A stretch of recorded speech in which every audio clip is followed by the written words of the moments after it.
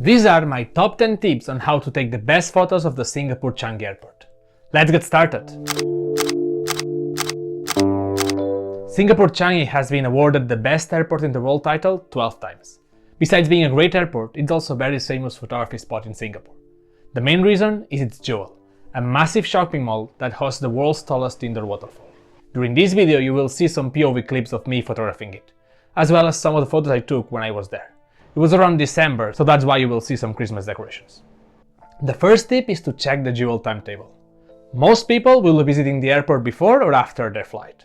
I think it is the perfect timing, as you will already be in the airport, which it is a bit far away from the center of the city. However, the waterfall is not open 24/7. Usually it is closed at night, but a quick Google search will give you the most updated information. You really don't want to get there and see an enormous but empty dome, so check it in advance. If your flight lands or departs very early or late into the night and you want to visit it, you might need to get there a bit earlier or wait for a bit until they turn it on. Link to this: do not go through customs or security. The Jewel is located in the airport but not inside the secure area.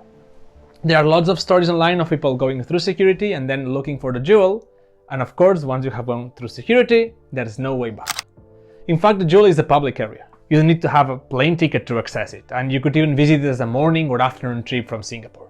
If you visit the Jewel immediately after landing, just get your luggage and follow the signs.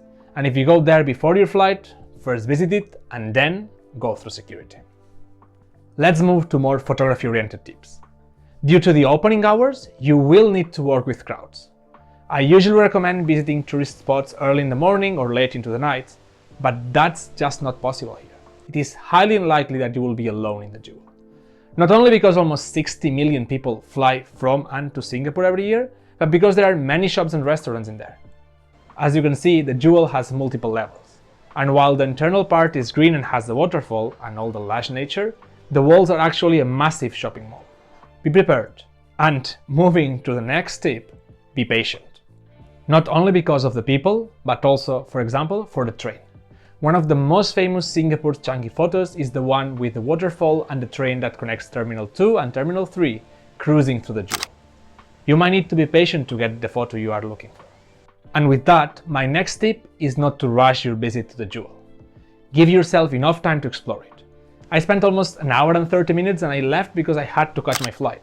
I don't think you will need 3 or 4 hours, but it is not a one photo location, and moving around takes some time, mostly to the size of the dome, but also because of the crowds. Also, you might be interested not only in the photography part, but also in the shopping part. If that's the case, then maybe you would need these 3 or 4 hours. On a more practical side, be careful with water.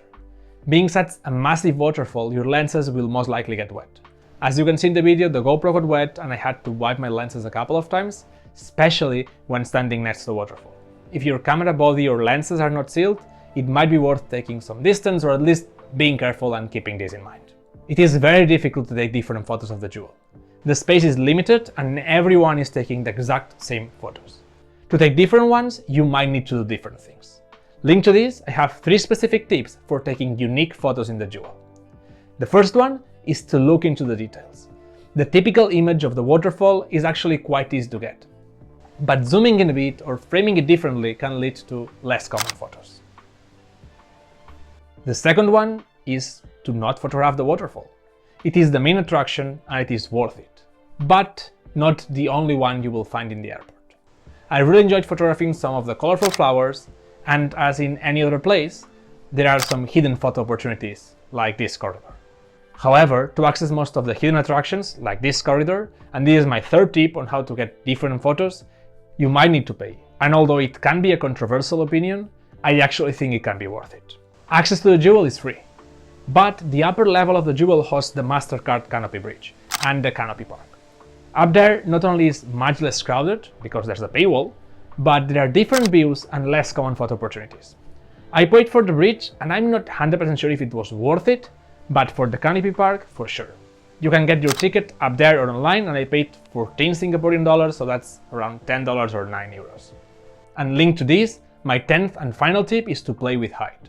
The magic of the Jewel is that you can hike all the way up to it, take some different paths, explore the views from multiple high levels, and it really makes a difference in your photos. Follow the signs for the Shiseido Forest Valley, where you will have the opportunity to climb through the vegetation and get to intermediate viewpoints with great photo chances. Crowded, yes, but beautiful. And here you have it, 10 tips on how to photograph one of the most amazing places in Singapore. If you enjoyed the video, you might also enjoy this other one, so I'll see you there.